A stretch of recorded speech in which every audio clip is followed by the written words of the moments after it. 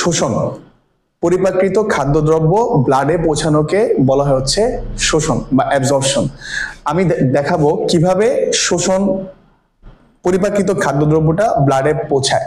দেখো, কার্বোহাইড্রেট বা শর্করা এগুলা পরিপাকৃত হয়ে গ্লুকোজ, ফ্রুক্টোজ, ম্যালটোজ, গ্যালাক্টোজ, ল্যাকটোজ বিভিন্ন উপাদানে পরিণত হয় এবং এটা ব্যাপন প্রক্রিয়ায় তো ব্লাডে যায়। এটা হচ্ছে কার্বোহাইড্রেটের অ্যাবজর্পশন বা শোষণ।